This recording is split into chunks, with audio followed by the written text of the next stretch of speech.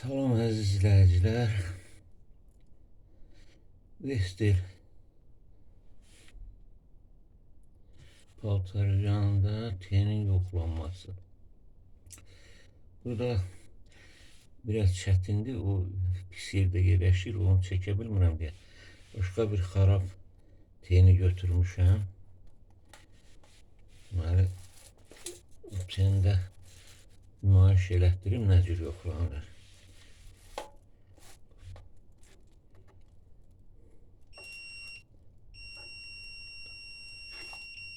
Ay 26 10 göstərir.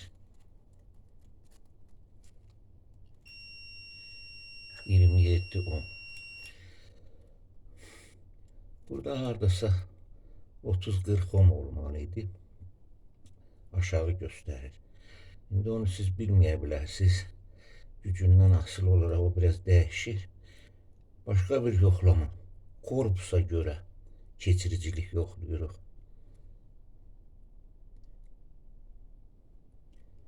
Göstərir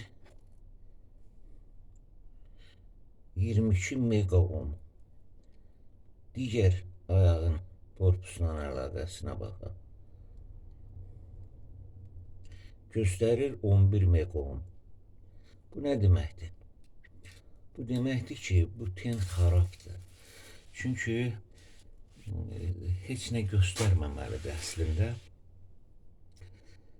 Və maksimum göstərsə də mega ohmla 10 mega ohm, 15 mega ohm olarsa ona xarab deməyə bilərik. Amma bu görürsünüz 11 göstərir, həm də quru vəziyyətdə. Bax, burada bir ləkə var, görə bilirsiniz. Bax, bu ləkə. Bu ləkə boşuna deyil. Burada çox kiçik bir deşik yəqin ki var. Spirala doğru su keçir və paltaryan işləyəndə suyun içində olur da bu. O su keçiricilik yaradır spiraldan korpusa. Bax, bu metal korpusuna keçiricilik yaradır. Ona görə quru halda ölçə bilərsiniz. Güya ki normaldır, amma suda qalandan sonra o korpusa keçiricilik verə bilər. İndi bunun korpus keçirici verdiyini nədən bilirik? Çünki bir ayaqdan, ayağın birindən az göstərir mega ohmu, digərindən çox göstərir. Halbuki əgər bu korpusla əlaqəsi olmasaydı, eyni göstərməliydi bunlarda. Amma fərqli göstərir. O deməkdir ki, bir tərəfə yaxındır o zədə nöqtəsi və o zədə nöqtəsindən də keçiricilik yaranır. Orada 11 mega ohm, nə bilməm.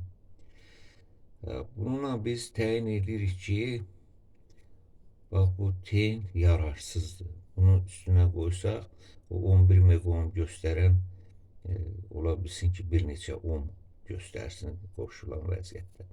İndi qurudur deyə quruyub, keçiriciliyi azdır. Ona görə mega ohmla göstərir.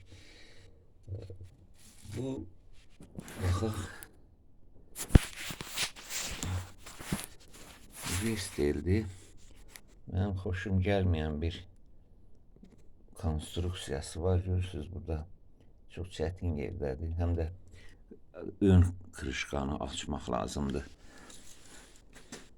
Ön krışkanı açmaq lazımdır tenə baxmaq üçün. Digərlərində arxada bir qapaqdır, kiçik bir qapaq açında. Orada əl altında motor da görünür, ten də görünür. O konstruksiya daha yaxşıdır. Deməli, tendə ölçürük. Bir tenin özünün ayaqları arasında müqaviməti, bax, bu və bu arasında, kənardakılardan.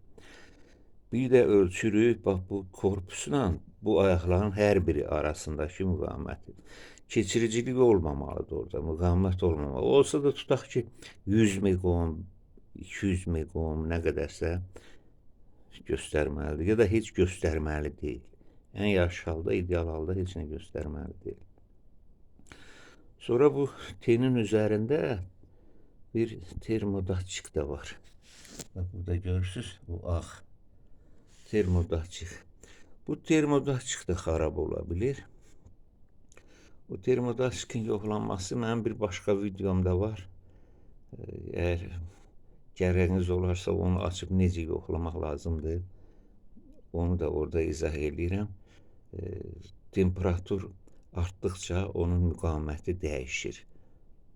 Və onun müqaviməti dəyişməsini izləmək lazımdır. Əgər normal temperatur artdıqca müqavimət dəyişirsə, deməli o işləkdir. Onu da testerlə, ölçməklə yoxlamaq olur.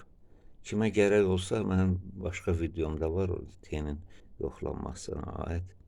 Orada ətraflı baxa bilərlər. Sağ olun, salamat qalın. Elə bilirəm, bu kifayətdir. Kommentləri də oxuyun, bəzən unutduğum bir şeylər olur, onu kommentdə yazıram. Bir də abunə olun ki, zınqırovu da tıklayın. Mən tezə videolar çəkildikcə qarşınıza çıxsın. Hər halda bu quruluşunu bilmək, bəzi xırda işləri bilmək ziyan deyil. İnsanlar üçün özləri aradan qaldıra bilər xırda problemləri. Sağ olun, salamat qalın.